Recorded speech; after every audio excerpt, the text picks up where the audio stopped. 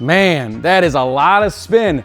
Stop doing this. Stop chopping down at your golf ball with your driver, creating a tremendous amount of spin and losing total distance, right? We need that golf ball to fly high with low spin to make sure we maximize the distance out of every drive you hit. Stay tuned for today's video where I go through a two-step process for making sure you have the proper setup and a great drill to work on lowering that spin rate. So how we take our setup for the driver is absolutely crucial. We need to make sure our proper setup works from the ground up. So when we start from the ground, we need to really pay attention to ball position. So when I take my stance, I want to see that I have a nice wide stance, usually at least shoulder width apart, and we want to see that the ball position is underneath my lead shoulder. So when I take my setup, I should at least see that this ball is under my lead shoulder or maybe even a little bit more forward. You can play around with this and find where you hit the ball most solid. But make sure that the more forward you go, you understand that you will hit up on it more. If I move the ball further back, I will hit down on it more. So make sure that, again, the attack angle is right for you to make sure you maintain good contact. Put the ball position, again, under the lead shoulder is a good place to start. Then, once we move up the chain here, now we're to the hips. I'm going to use an alignment stick, and I'm going to go through my belt line, hooking a couple belt loops. And when I do this, I'm looking for kind of the parallel lines between my hips and shoulders.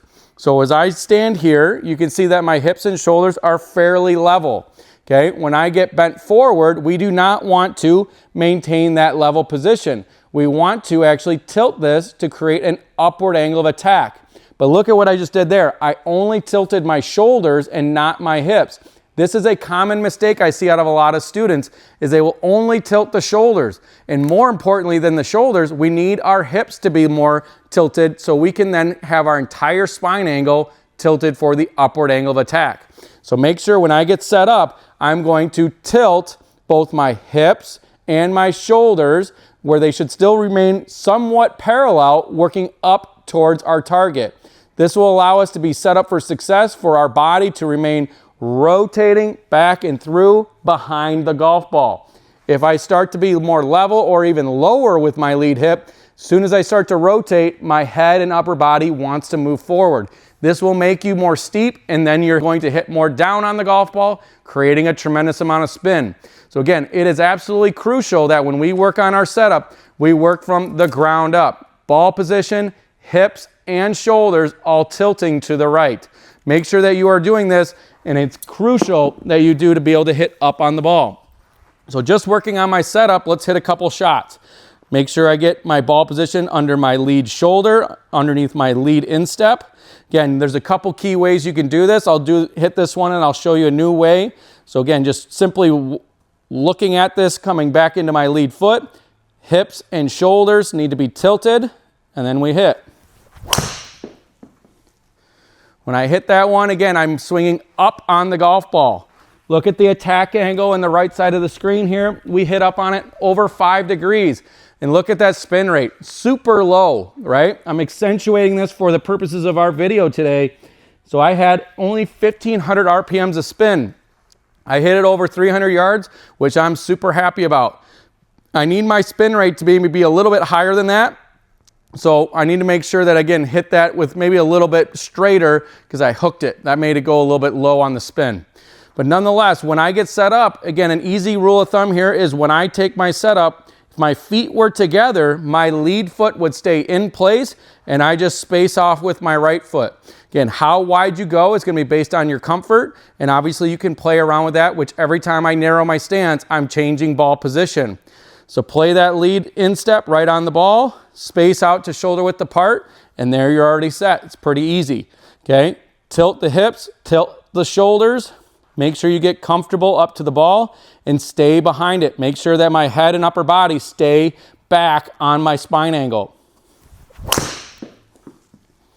That one, I don't feel like I hooked it. So let's see here. So that one, even I pushed a little bit and my spin rate still stayed in the low 2000s.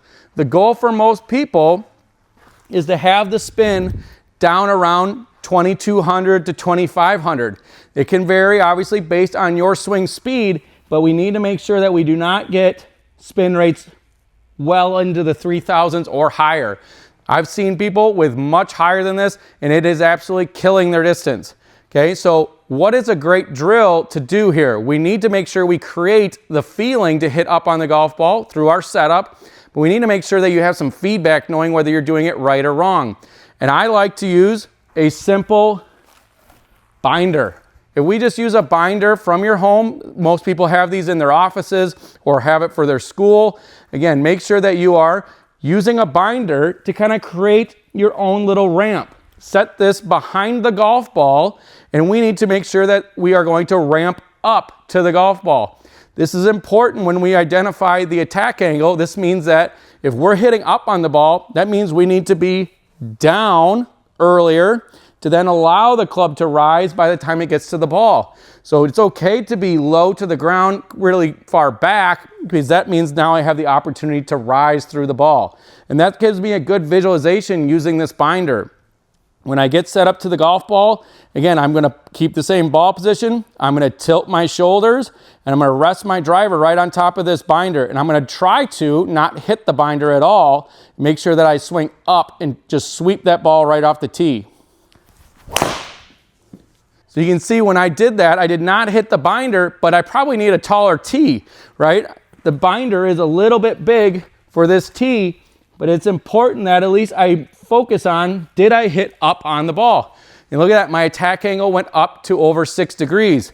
So when I'm swinging up, I'm going to be very, very successful to be able to hit the ball nice and high with that low spin. I did catch that off the bottom of the club just due to the fact that this binder is pretty big for the tee that I have. But nonetheless, when I get set up here, I'm going to miss the binder and try to sweep it through the middle of my club head. That was a little bit better. Still over 6 degrees and keeping that spin rate in the 2000s. Went a little bit higher because I'm still catching it on the bottom of the club. Okay, whenever I hit the ball with the bottom of my club face, I'm usually going to see the spin rate go up a little bit. When I hit it at the top of my club face, it usually will spin less. So ideally, when we look at contact here, we want to see that we are going to hit it in the middle or slightly above in this sweet spot or slightly higher position right underneath my finger. When we hit it down here, that's that low launch, and we're going to create that high spin. We hit it really high up here, we're going to basically pop it up, right? But it might spin a little bit less. But then when we start to hit it on the toe or the heel, we're going to create some curvatures offline. So make sure we're keeping it down the midline and we're hitting it either in the middle or slightly above. And it is important to make sure that you are getting this feedback. Make sure you know where you're hitting it on the club face. Use a piece of tape or maybe some Dr. Scholl's foot spray on the club face. So every time that you hit it, you know where you are hitting it on the club. So if you're hitting it high or low, this is again going to be important so we know how to manage that spin rate. So again, also the tee height, make sure you're moving it up or down too.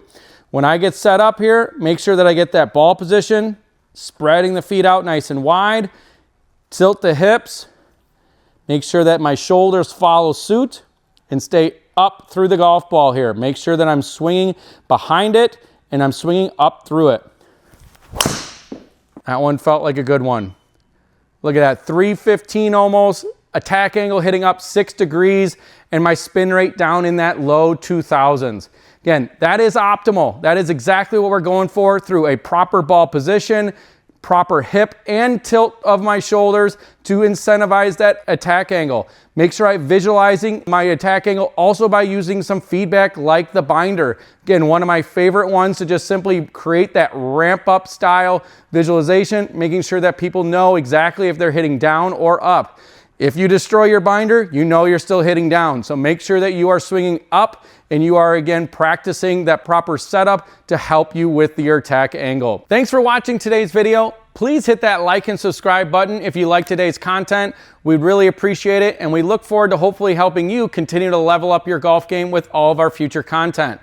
If you'd like to level up a little quicker, make sure that you click that link that we have down in the comments section to register for a free online video lesson. This allows us to see your swing and know exactly what you need to work on by giving you a free online video analysis of your swing. Make sure again you hit that link. If you'd like a little bit more information about Level Up Golf Academy, visit us at levelupgolfacademy.com. And again, we look forward to seeing you guys at next week's video.